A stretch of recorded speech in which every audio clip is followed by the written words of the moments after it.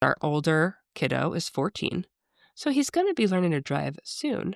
Ugh, which is terrifying. I think we might want to get him like a used electric car because he's just going to be driving around town. Seems like a thing to do. Sam Evans Brown says I can do it. I tell my mom this plan. She's like, no, you're going to have to get something new in your garage. I was like, no, I don't. Sam said I don't have to do that.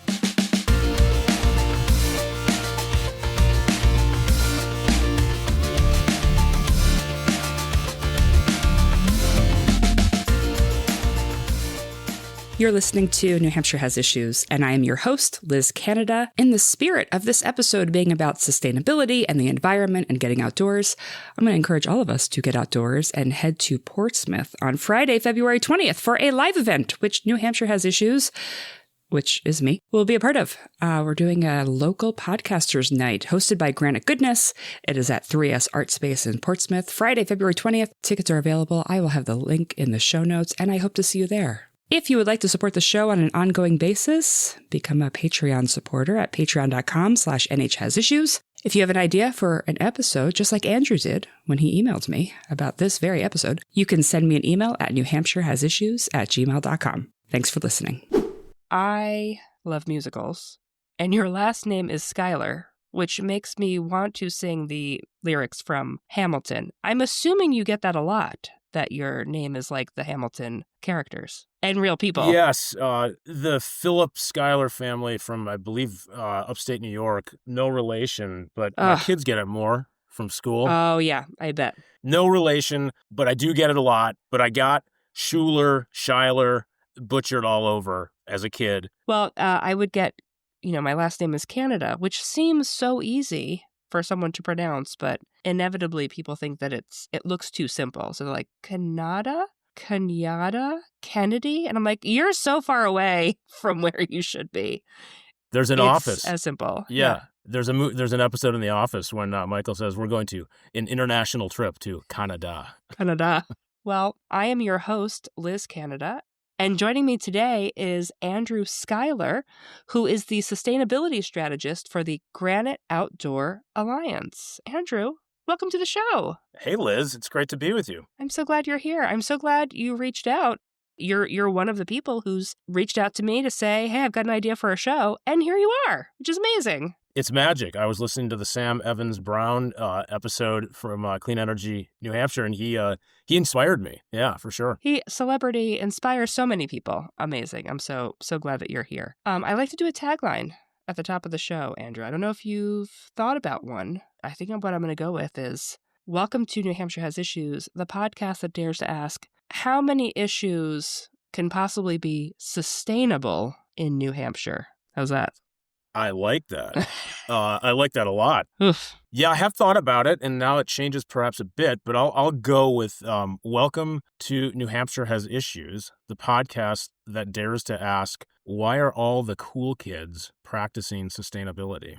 Ooh, the cool kids. Maybe the listener of the show is a cool kid, or maybe that person wants to be a cool kid. Or they work for a cool company. Yeah. Ooh, or a cool company. That's right. So let's jump right into it. So I mentioned you're the sustainability strategist for the Granite Outdoor Alliance. Andrew, our entire state feels like the outdoors. Like we're just a giant backyard, it feels like. So what is the Granite Outdoor Alliance? The Granite Outdoor Alliance was formed in 2020 during the pandemic, but it's a membership-based organization that is a collection of businesses and nonprofits and educational or higher educational organizations that support the outdoor economy. And so when you think about it, as you said about New Hampshire, one of its gems certainly is the outdoors, and that attracts people. And hopefully it retains them to come and not only visit, but perhaps to come and move and live here. GOA is really trying to unite the brands and people who recognize what the outdoor recreational impact can be on the economy and the environment. And then we also, because there's so many facets to sustainability, we want to tie those together. How did you get into this work? How does one get into the sustainability lifestyle? Where you're an outdoorsy guy and you're like, you know what? I like this outdoor stuff. I think we should keep it. Like, how did you get into it? I'd probably have to say my mom. I grew up in Wisconsin, and my mom always hung our laundry outside. And Wow. I love jeans that are like wrinkly like that. My wife can't stand it, and I get it. I do. No, I think that informed me though. I love the outdoors. I'm a skier. I'm a hiker. I'm a biker. Just out in it whenever I can. So that certainly has a pretty big role in it. But I would say having kids. I have a 12-year-old daughter and a 15-year-old son, and we're not doing a very good job, which is code for we're doing a pretty terrible job Yeah. of being stewards of the environment and how we can actually make things better. There's always been this interesting tension between, the economy and the environment. And the old thought was, well, you can't have both. If you're going to protect You the can either environment, have the economy or you can have a planet. Choose one. right? Right. And it's a false choice. Yeah. And, and I mean, really, sustainability is all about innovation. It's all about finding new ways to do things. So you said the S word, which, getting into my simple question, what is sustainability? Sam Evans-Brown came on the show and I was like, what's clean energy? So I need you to start with the basics with me. So what is sustainability exactly? Yeah, there's a couple of ways to think about it. We can go clinical, sort of the UN definition, meeting our current needs while preserving resources for future generations. And so that's one way to think about it. Another way would be the 3 Ps that people talk about, and that's profit, planet, and people. And so for profit, you need to be economically viable. If your business or organization is going to exist, you need to be sustainably viable. And then planet, you need to protect the resources for future use. And then for people, you want to keep people safe, and consumers and employees and their well-being really should be at the top of that list. You had Congressman Pappas on an earlier episode, and he was talking about legislation that he was working on to help veterans who have been exposed to toxic substances.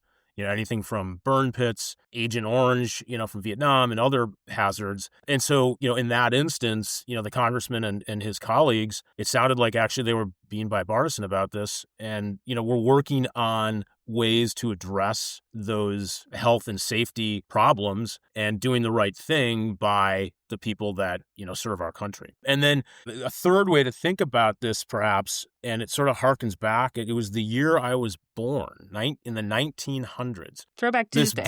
This book, I'm sure some listeners have heard of. It was 1972, and it was The Lorax by Dr. Seuss. Yes, we love the Lorax. Lorax very yes, popular. There have been movies of it, and but the book, is obviously the original. This is an interesting way again to look at sustainability, because the book, talks about the truffula trees being chopped down, and that really amplifies the way our current culture continues to be, even from back in 53 years ago. And what that culture, or continues to be, is a take, make, waste society or ethic. And so, they took the truffula trees down. They made things, thneeds in this case, out of them. And then they wasted them. And then it was done, right? And so then all of a sudden they picked up and had to go because they didn't try to replant them or try to, accommodate. And so what we want to do in sustainability is, go from this take, make, waste ethic to a borrow, use, return. And so if you're say you're a cell phone manufacturer and you need copper as one of the feedstocks or elements that you need, so you borrow the copper, and hopefully you're doing it in a sustainable way where you're not having children in some country, in a hazardous scenario. But so you borrow that copper, you use it, you make a cell phone out of it, and then when it's done, you return it. And that is some sort of either recycle it, you repurpose it. And that then gets into this whole idea of circularity. I feel like I was raised in this concept of recycling. You just put it in the recycling bin, off it goes into the magical recycling area. I grew up in New Jersey, and at the time, at least, we had to separate out all of our recycling into the different categories of cardboard boxes, cans, bottles, so forth. But what it sounds like you're talking about is like organizations prioritizing this. What does that look like in New Hampshire? Like, what are organizations, what are folks doing in New Hampshire?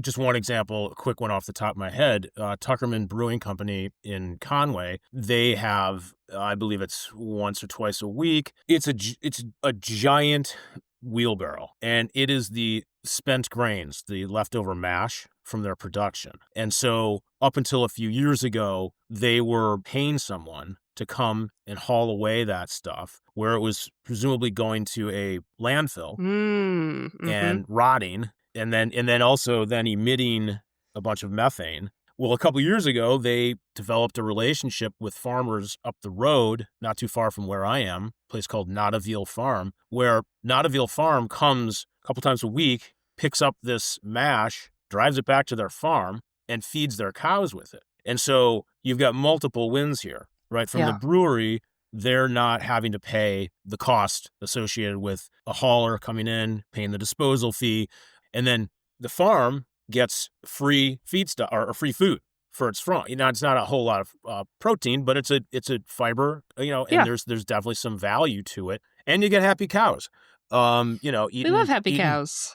Eating leftover beer, and so another example, this is an interesting one because it's a company called Minus 33. So Minus 33 is a merino wool clothing company based in Ashland. And in this example, we'll touch on a couple of different sort of parts of those, I guess, those 3 Ps that we discussed: planet, profit, and people. And several years ago, they work with a lot of search and rescue, SAR, search and rescue is what they're called, volunteers. And they were hearing from people sort of anecdotally that these volunteers were going out on rescues, and it could be up to some crazy place above tree line, not Washington area, and someone got themselves into trouble. A lot of times they were underprepared, and these rescuers would show up, and they're always prepared, and they would have extra hats and extra this, that, and the other. And so they just, without thinking about it, put their nice, $40 Patagonia hat on some person who needs to be rescued, never to be seen again.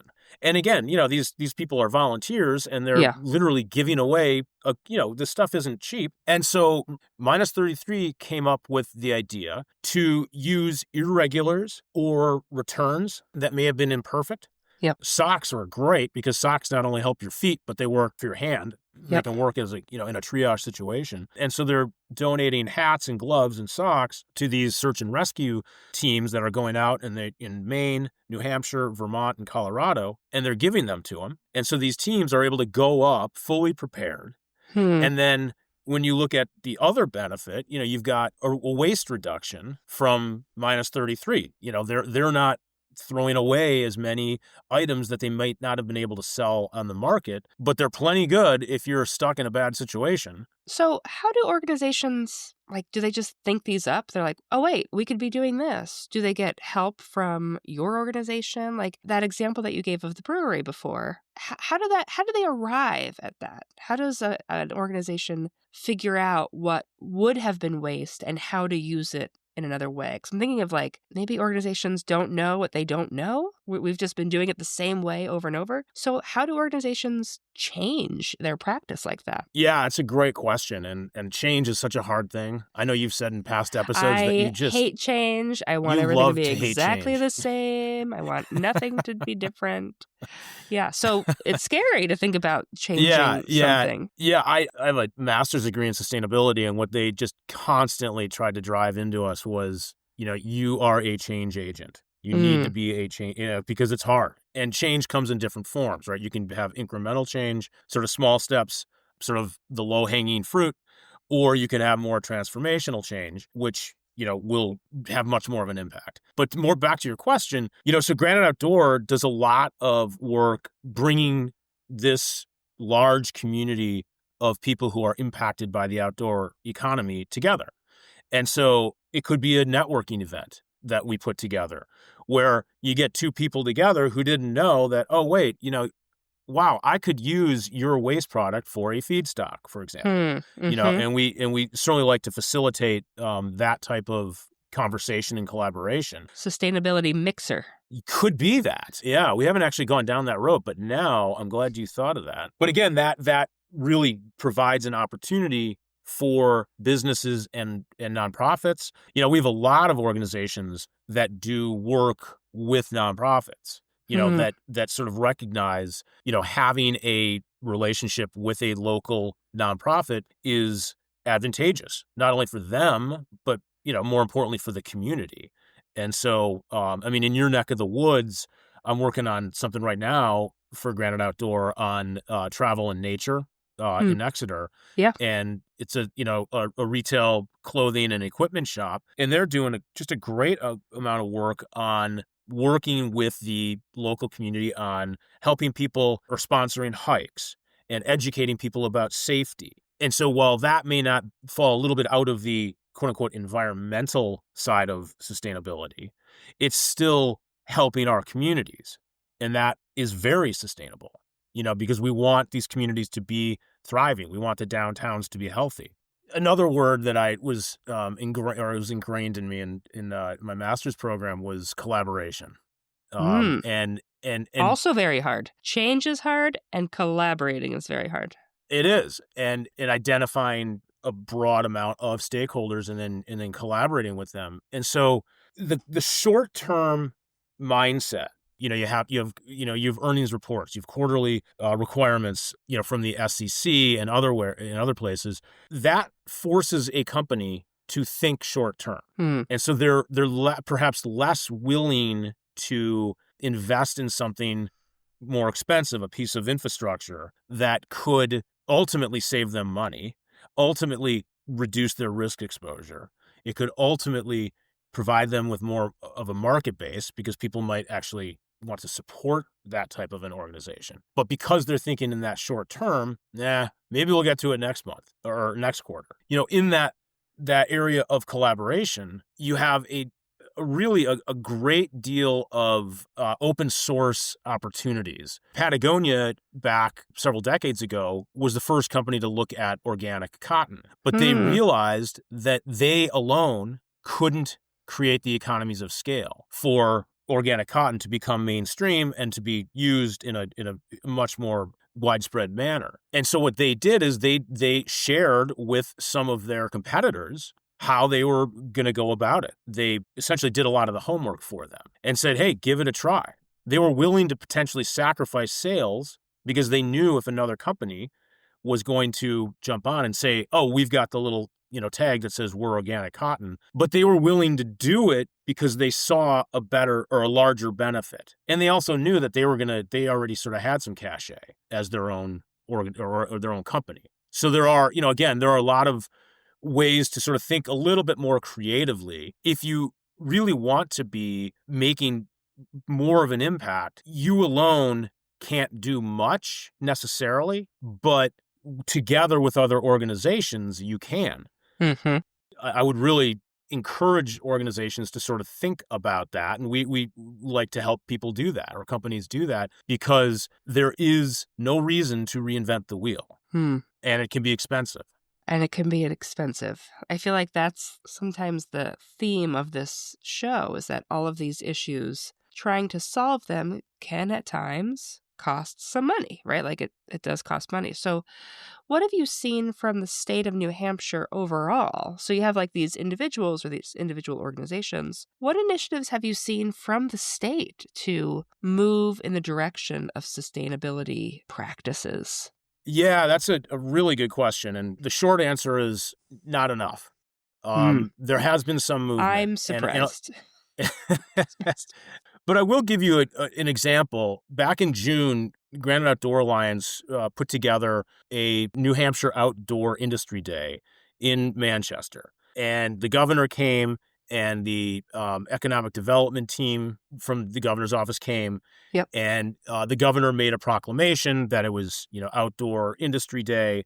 And so the state has done some things. And just getting a little bit more nuanced on it, back in 2019, the state was, I think it was the 16th state out of the 50 to establish what is called the Office of Outdoor Recreation. And it's staffed by one person. So shout out to Janelle Lawton, who heads that. Shout out Janelle. She's great. I would recommend you have her on your show.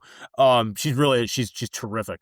And so what she and her team and it's a small office, like I say, but have been incredibly effective at working on issues that affect this sort of larger outdoor economy. And those issues, everything from housing, which is clearly an issue that the state really needs to get better at. And that's true in most states, really. But also finding ways for people to be more responsible. So Janelle's office has a workforce toolkit. It's online, open source again, and it's something that companies can look at and that will help them, use from the beginning of the show here. When you said, we're surrounded by this lovely nature, and it's so true, but use that. How can you tap into that to attract talent? And they also, the Office of Outdoor Recreation just came out, I think last month, with a new tool called Rec Ready. And that is for cities or towns across the state. It's a bunch of templates and a bunch of different ways for a resident, a community member. It could be if you're on a select board, if you're a city councilor. And what it does is it helps you navigate, and it's, a template for anything from if you wanted to extend a trail system, if you wanted to utilize, I go to Davis Park in Conway often. And, and I use that example because if you wanted to sort of showcase that, clean that up, become, it helps you get over some of the bureaucracy and the hoops and hurdles that a lot of times can be enough for someone who might be casually interested in doing something. And then they sort of get into it, and it's just, there's a bunch of no's and a bunch of roadblocks that come up. And so they stop. And so what this Rec Ready tool will do is help, again, communities further develop and identify resources that are right there, right in front of them sometimes, hiding in plain sight. But if you have these assets, and I don't want to use the word develop them per se, you don't have to put a hot dog stand there, but, you find ways to make it a more viable and attractive place for people to come use. And then if you put, I'm a big believer in that if you have more eyes on something, it's probably going to be safer as opposed to places that we don't look at. And then that's where sort of some bad things can happen. The rub I've heard on New Hampshire is that it's sort of the donut hole, right? If you look at, say, electric vehicle policies, that there are really a number of states around us that are aggressive on this. And New Hampshire really hasn't been. And, our friends at Ski New Hampshire, they're really pushing this hard because, they recognize that people are coming from Canada. Well, they used to come from Canada. But that's another issue. But that's they're coming another from issue, and that's a big issue. Right. If you're coming from New York or Massachusetts and you have an EV and you show up at a ski area, you're going to have to charge. Yeah. Right. And so making that more accessible is critical to attracting more people into your state. And again, we don't need to spend a whole, economics lesson here. But when you get people here, that's a good thing, right? Because then they're going to the coffee shop, they're going to the restaurant, they're going to a hotel or a B&B. And then the state is obviously recognizing value on all of those things because they're taxing them. But yeah, I mean, other states are doing more. But I do think that, Governor Ayotte recognizes this. She was at a Ski New Hampshire event last week with Congresswoman Goodlander. And, they both were saying, look, we are simpatico here. We want to work together. We will work together on helping this critical part of our economy. I mean, that economy, and I failed to mention before, but the outdoor economy in New Hampshire is right around $4 billion a year. $4 billion with a B is a lot of money. That's so much money. That is so much money. And it's, 32,000 jobs. So, it's real. And so for our leaders to sort of say, okay, we get it, because that gets attention. Trying to sort of work, again, back to that collaboration word, to work together, there really shouldn't be sort of little fiefdoms here because we have such great assets and people want to come here. You mentioned Governor Ayotte and Congresswoman Goodlander being in the same place at the same time.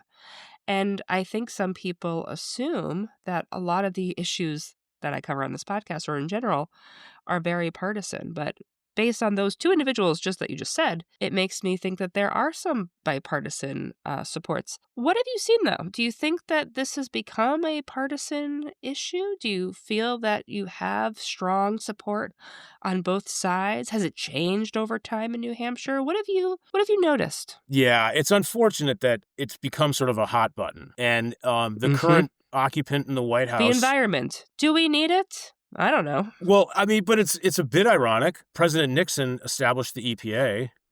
George Andrew. Herbert Walker Bush was a very strong environmentalist. Yeah. We had Shout the out Clean to Air Act. Richard Nixon and George H.W. Bush. Right. Here we Not are. often I find myself quoting and looking to that leadership, but it was there. And it was not a controversial issue. And, when you're in your conversation with Sam Evans-Brown, I thought this was very interesting because he made the point that the fossil fuel industry is really nervous about the renewable energy industry. And they should be, because the pace at which renewable technologies are increasing is astronomical. I mean, fun, fast fact. In 2015, the cost of an electric vehicle battery, just the battery, was $40,000. That was 10 years ago. Oh my God. Today, that cost is $4,000. I mean, you've got solar costs. Right. Wow. It's in the same time frame. In the last decade, solar costs have dropped 90%. Wind has dropped 50%. And so if you're part of a legacy dinosaur industry that is, coal, natural gas, oil, and there's always going to be a place for those. So those guys, and they're mostly guys, should rest easy. They may not be used as much in terms of transportation, for example, but there will be a market for petroleum specifically. But the reality is there is just an astronomical growth in the innovation for renewables. Policy is absolutely critical. And when you have, frankly, a president who lies and says that wind turbines cause cancer, they kill birds. They do kill some birds. There's no doubt about it. Do you want to know the number one killer of birds, hands down? I do, because I hate birds, but that's a personal issue. But I've heard this about you. Tell me what's the number one killer of birds? Cats, outdoor cats. We should ban them too. I'm allergic. Yeah, well, there you go. And buildings, But again, when you set up a policy that, I mean, the president very recently, now a court struck it down, but we had massive infrastructure, billion-dollar projects of offshore wind, where the president just shut it down.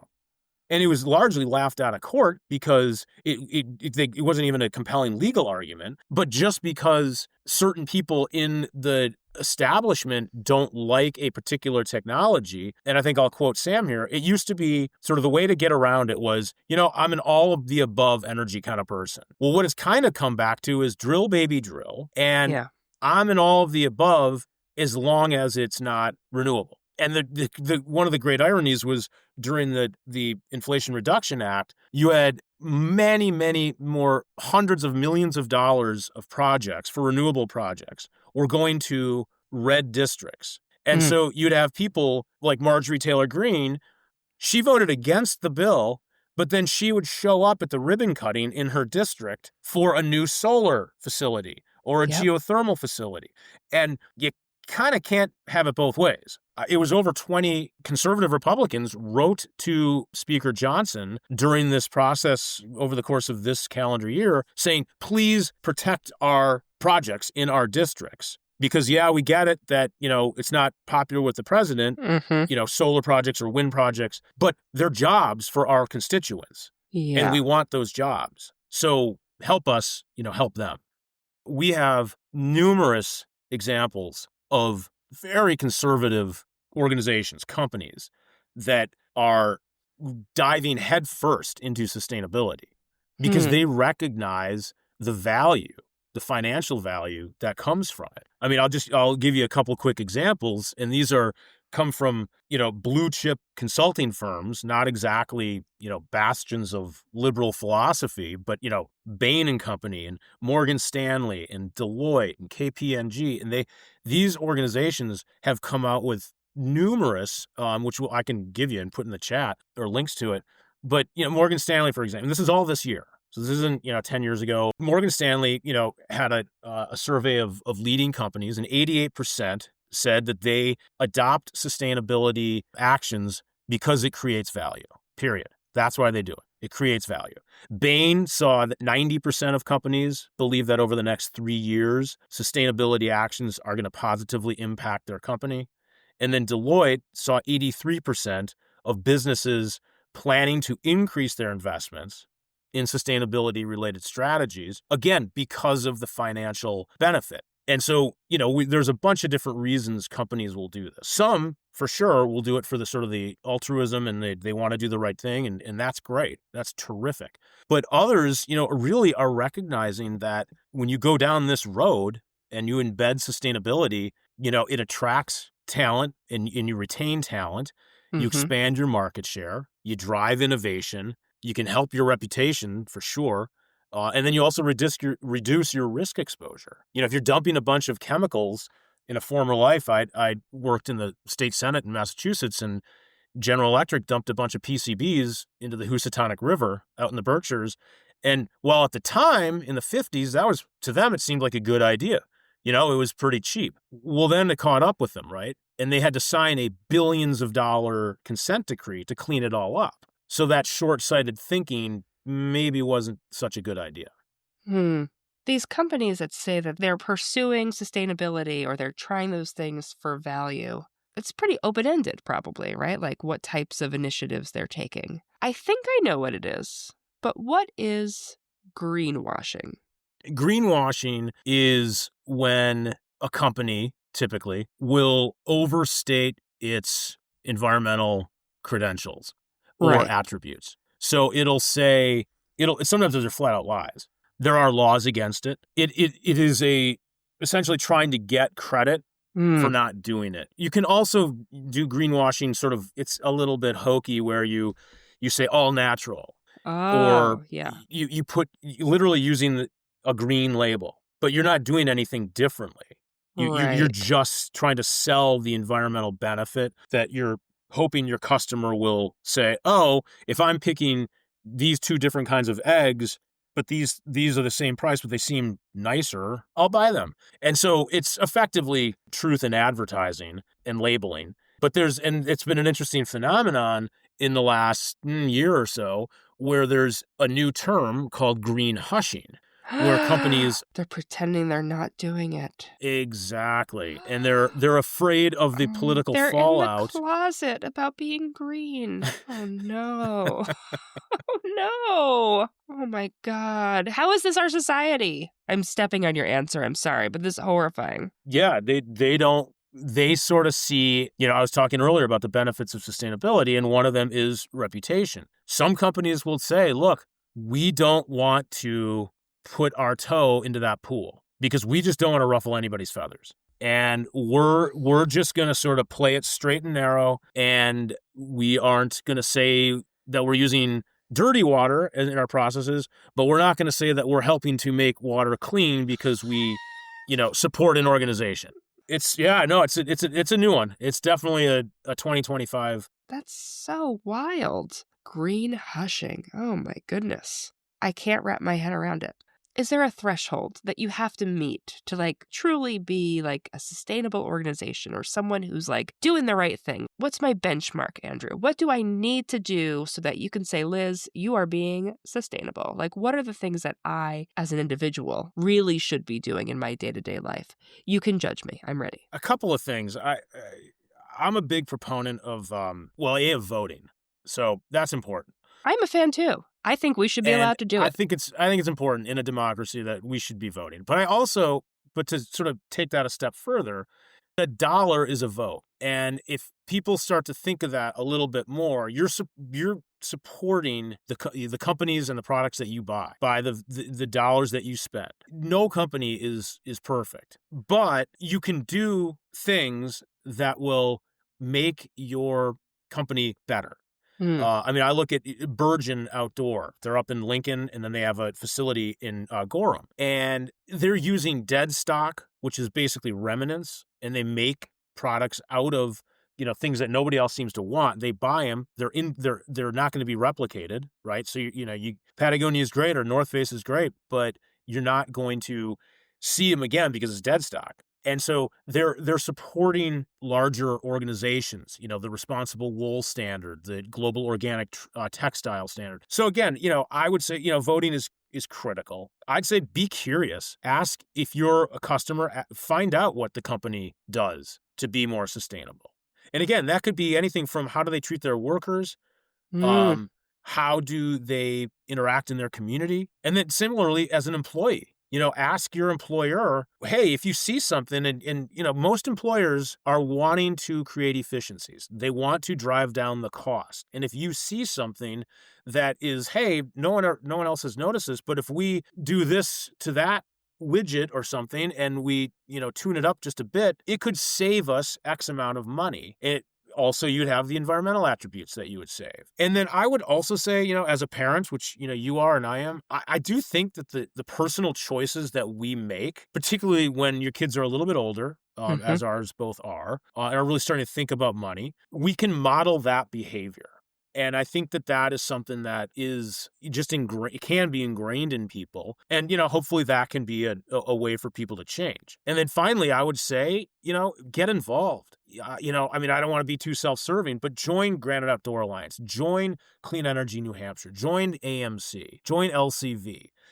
But get involved. The check is great, write a $35 check or whatever it is. But all these groups have meaningful opportunities to engage. Some are on the policy side, some are, with food issues, but get out in your community and be active because it's just so important and it's also just healthy for the human psyche. This is the topic that I'm like, wow, I'm really bad at this in real life, which is true. No, don't sell yourself. No, but it's true. No, it is true. And it's, I talked about it with Sam too, of like a little bit of fear of getting it wrong or not knowing where to start. And I like this concept of like organizations working together on solving some of these and like figuring out how to be more efficient because we're all in our little silos. Like I only know this much information. And so if I'm around like-minded people and organizations that are also trying to solve this larger issue, maybe we can figure it out together. I mean, does everybody in this alliance get along, Andrew? Let me ask you that. Are you friends? Think mostly, yes. I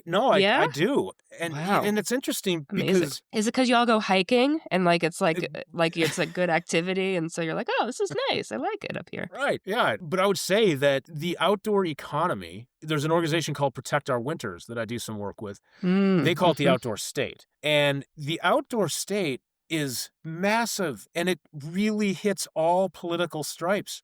You've got hunters. You've got people who like to go hunt birds, and you have birders, people who like to go look and listen to birds. And you have all kinds of people who are, your weekend warriors to your, if you're a walker, literally, that's what you do is you walk. You're part of the outdoor state. I mean, the numbers show that it's a half of the American population participates in some way or another in an outdoor recreation. And those people need a lot of things. And so the way we look at it is, wow, that's impressive. Let's go try to cater to those needs, but let's do it responsibly. And that money, again, can help governments too. I mean, a very recent study just came out that said, now this is on national parkland and it's across the U.S., but last I checked, that White Mountain National Forest is federal land. $351 million a day are spent in the U.S. from people who are accessing federal land.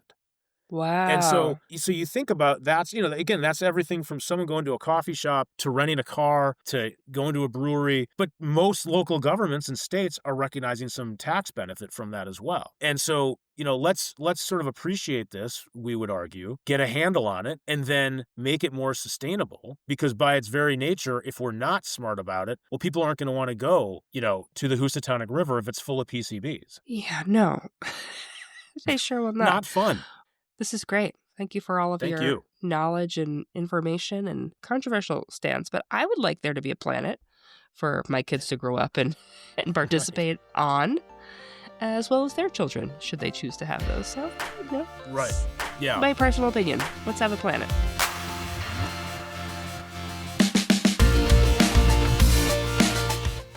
our older kiddo when he was in 6th grade, because he's in 8th now.